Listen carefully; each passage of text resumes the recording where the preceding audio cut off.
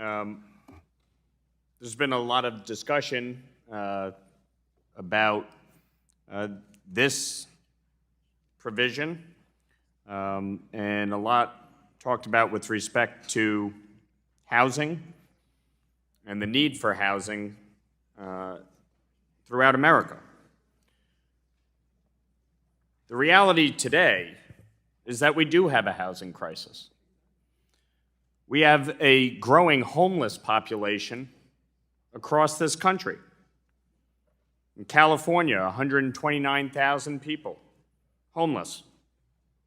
In New York, 91,000 people homeless. Massachusetts, 20,000 people homeless. In New York City, you have 50,000 vacant units. Why? Because of horrifically bad housing policies.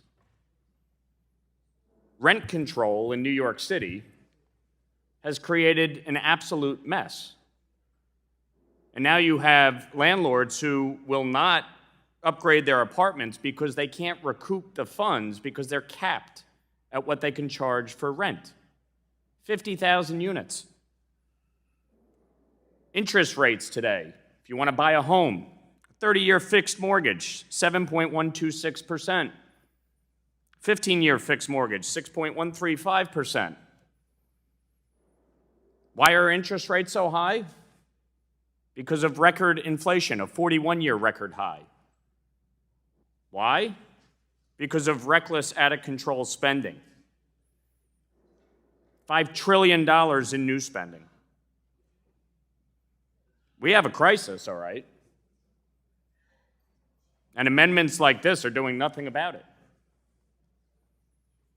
We had a bill on the House floor today to deal with our impending debt crisis. $31 trillion in counting in our national debt. I've had three parameters throughout this entire discussion.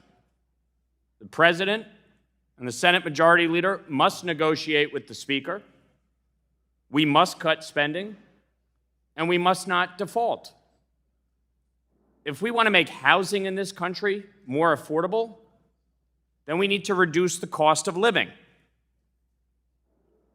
The only way to do that is to rein in inflation, cut government spending, increase domestic production of energy, and actually have a housing policy that works.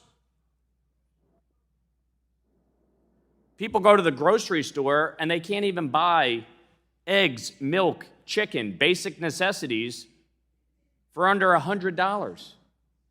It's crazy when you see what people are paying at the grocery store today.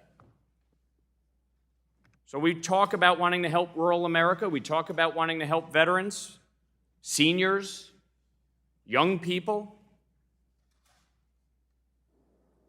Then let's actually focus on policies that do that, instead of continuing down the reckless path, the path of the last 2 years.